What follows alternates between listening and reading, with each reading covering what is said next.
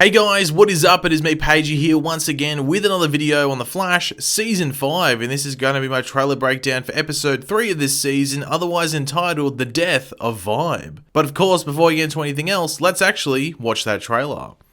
We gotta catch this guy fast. He's one of the worst serial killers in history. Sherlock Wells, I'm here to get your killer. Let's hope we're not too late to save his next victim. Cisco. Flash, all new this Tuesday at 8/7 Central on the CW. So last episode, that being episode 2, was your standard filler episode we tend to get in, episode 2 of every single season, apart from maybe season 1 and maybe season 3, because season 3 had like the follow-on from Flashpoint, so I guess it wasn't really filler. But really the big part of last episode, and really the only part I think that was like overly good, was the ending of it. I thought the final battle between, I guess, Block, but also the introduction of Cicada against our heroes in the show, I thought was great, and just a bit of a taste of his powers. But I think it's in this episode, and we do see it in the trailer, where we are going to see him use his abilities to the best of his ability, if that makes sense. But of course there is still some confusion around Cicada's powers. Like we saw him kill Gridlock, but then he stabbed Block and it didn't look like Block died, so there's some confusion there. Maybe that might get ironed out in this episode, but we'll have to wait and see. But before we get into the actual breakdown of what we saw in the trailer, we will quickly go over the synopsis or description for this episode, as it does give us like a better idea as to what's going on, not only in the episode, but also in the trailer that we're breaking down. But of course, before that, let me know in the comment section down below your various opinions on what you saw in the trailer. What are you looking forward to the most? What catches your eye? Based on the episode title, I'm guessing, I think I know what will catch most people's eye, but let me know in the comment section regardless. And of course, if you're going to enjoy the video, it would be awesome if you could drop a like on it to show your support, and subscribe to the channel if you're new and like the Flash content. After Cicada's attack on the Flash, the team realizes they need to think outside the box to stop this dangerous new foe. Desperate to help her parents, Nora comes up with a plan that ultimately puts a member of Team Flash in danger. Meanwhile, Caitlin delves into her past. He is one of the worst serial killers in history. Now, this is said by Iris. Now, due to Iris saying this could maybe hint at some bonding time between herself and Nora, possibly going over everything known about Cicada from the future from the perspective of Nora. Maybe Nora might have information on that gauntlet of hers because she had the newspaper article from 2049, so maybe she has some sort of records or something on Cicada, maybe when he first rose to power, maybe what year in the future he gets to the peak of his abilities and the peak of his power. Nora might have all of that information. But I guess the big question around this is, like, from when Nora is from, is Cicada a serial killer of metahumans, or is he just a serial killer of normal citizens? Because if he's one of the worst serial killers in history, is he really able to be that bad of a serial killer if it's just on metas? Because metas wouldn't be making up that large of a percentage of the population, so really, could he be that high up? I guess if you say he's going around and kills every single meta, then yeah, I guess he would be one of the worst serial killers in history. But if it's only in like Central City and maybe a couple of other cities, then his kill count probably wouldn't be that high to be labeled as one of the worst serial killers in history in comparison to some others that we've had. But at the end of last episode, it did seem like Nora was like shocked that Cicada was there at that time. Like, it was something that she did not expect. So I guess the big question around this is whether Nora has made Cicada's rise to power happen much earlier than it was meant to, whether it be 5 years, 10 years, or anything like that. Because it is important to remember that Nora got involved with that satellite incident when, she wasn't meant to. Now, obviously, there is confusion still around that, because at the end of last season, they said if Barry punched her by himself, he would have died.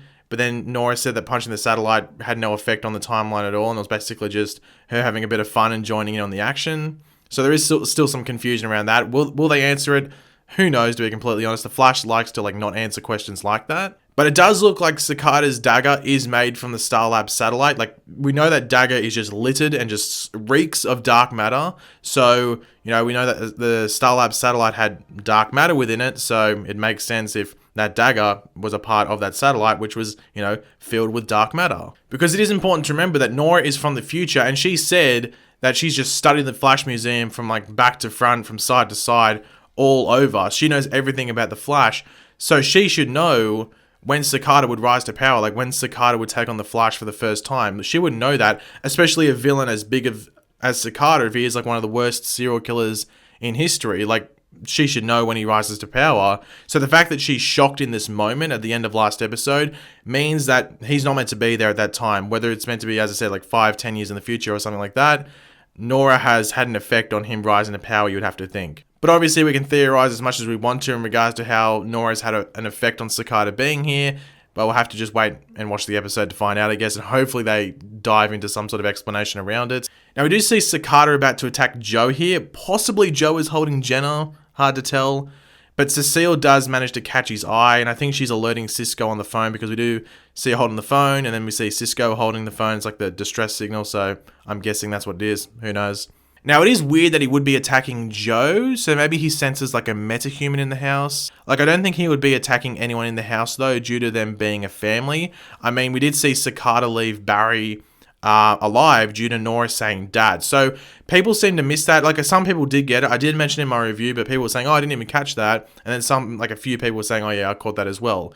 So essentially, what's happening with Cicada is that he was a family man, and metahumans have torn his family apart, whether it means they literally tore his family apart, that would be pretty grim and gruesome, or it just means that they've died and it is the cause of like a metahuman related incident that's caused them to die, or been an accident that has caused them to die. So Cicada has this big thing against metahumans, which still puts a question mark on whether he is a metahuman, but who knows.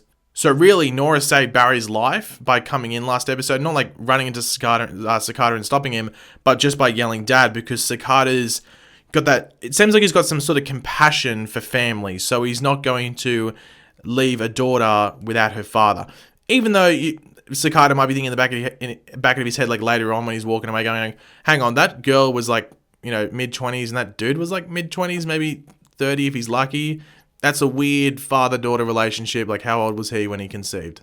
Anyway, maybe that's going through the back of his head when he's walking away. Who knows? Now, we do meet Sherlock Wells in this episode, which is awesome. The new Harrison Wells for this episode. There was like speculation whether it was episode 3 or episode 4, because the first like photo of him online came out around the time they were filming episode 4. But I'm guessing like episode 4 will be the first time he's like outside shooting episodes. That might be what's going on there. But he is here to solve crimes, just like Sherlock Holmes. He's here to find the murderer, find out who Cicada is, and all of that.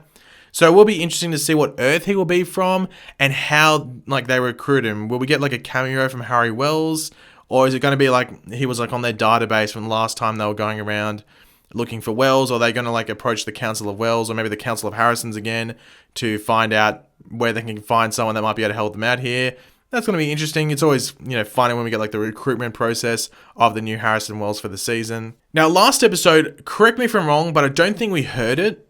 We might have heard it, but I don't think we did. But in this trailer, we do hear Cicada's dagger making the noise of, yep, you guessed it, a cicada. So it's like that's a terrible impression, actually. But look up cicada noise and then listen to his dagger, like a buzzing sound, essentially. It does sound like a cicada, so that's pretty cool.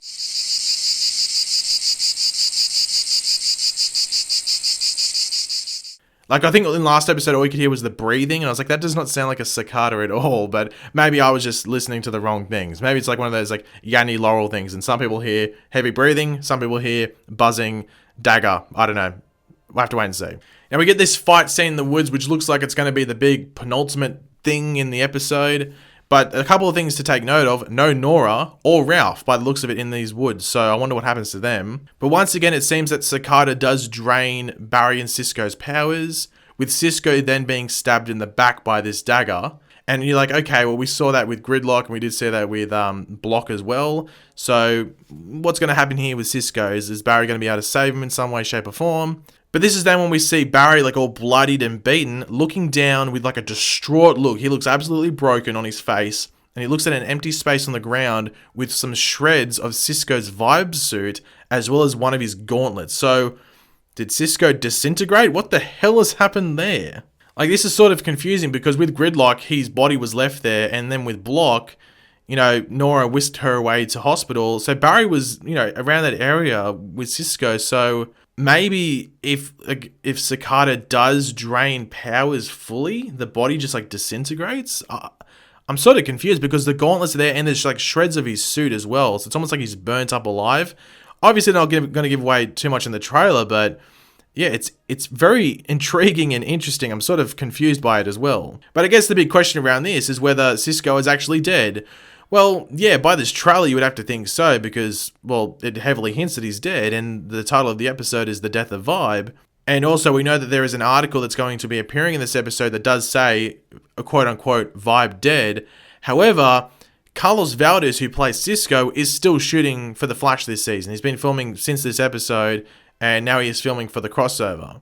So it is extremely hard to get like a grasp on what the hell is actually going on here in this scene in the woods with Barry and Cisco against Cicada. Like, one thing they could actually do is have it be a massive troll and it's just a nightmare or like a vision. That could literally be what it is, which would be a massive troll. I could see so many people getting annoyed if that's the case, but that could be what it is, and that basically it's like almost like a nightmare vision that they have to try and prevent happening. But the synopsis says that Nora comes up with a plan that ultimately puts a member of Team Flash in danger. So is that team member Cisco? Like, does Nora end up getting Cisco in grave danger from Cicada?